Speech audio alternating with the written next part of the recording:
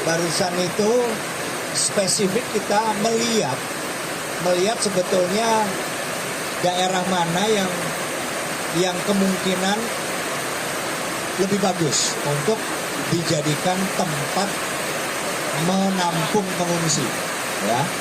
Tapi kan memang jalur yang kita pakai sebetulnya relatif mudah, karena jalurnya itu adalah jalur aliran lahar dingin yang terlihat sangat jelas karena warnanya putih tadi. Dan juga titik tandanya adalah jembatan Geladak Perak itu tadi. Kita lihat sampai dengan batas terbawah material yang berhenti, yang keluar dari Gunung Semeru kemudian berhenti tadi. Nah, jadi secara umum intinya kita harus menangani ini dari dua sisi. Dari sisi Lumajang sampai jembatan Geladak Perak, kemudian dari Malang juga sampai dengan titik Geladak Perak. Saya hanya berbicara kapasitasnya saja, nanti yang lain juga akan bicara. Jadi alat berat yang tadi saya dorong, sengaja kita memang mendorong dari dua arah. Alat berat yang dari Pasuruan itu nanti sampai dengan mentok, sekarang ini baru saja berangkat dari Pasuruan.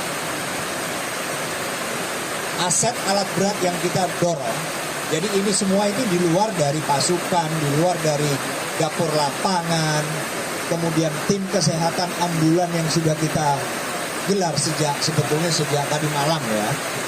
Nah, ini tambahannya adalah alat berat dari Batalion Sipur 10 Kostrat Angkatan Darat. Jadi yang dari Pasuruan itu antara lain ada 3 bek, ada 3 bulldozer, kemudian ada 6 ekskavator, ada 7 dump truck, ada 3 backhoe loader, ada 2 kendaraan reservoir osmosis untuk menjernihkan air. Sehingga apabila ada tempat-tempat pengungsian khususnya, dan di situ kebetulan ada sumber air, apakah kolam atau mungkin genangan, itu bisa difilter, dijernihkan sampai dengan food grade. Food grade itu berarti airnya sampai bisa diminum, bukan hanya untuk mandi. Kita membawa 2 truk, 2 kendaraan RO atau reservoir osmosis tadi.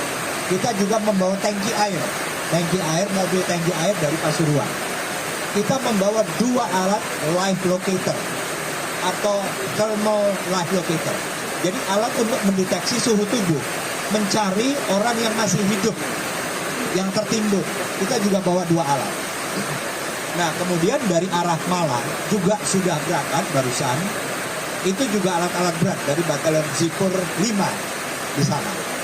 Alat beratnya hampir sama, jumlahnya lebih sedikit. Itu nanti akan dari Malang mentok sampai dengan jembatan Geladak Perak yang putus, tapi dari daerah Malang. Karena kan lokasi yang kira-kira perlu, apakah dibuka kembali dari jalan infrastruktur yang tadinya tertutup itu kemudian dibuka lagi, ya paling di sekitar poros sungai tadi, poros sungai di mana jembatan Geladak Perak itu berada. Nah, itulah pendekatan. Jadi 2 posko yang kemudian nanti akan dimanage oleh Kepala BNPB.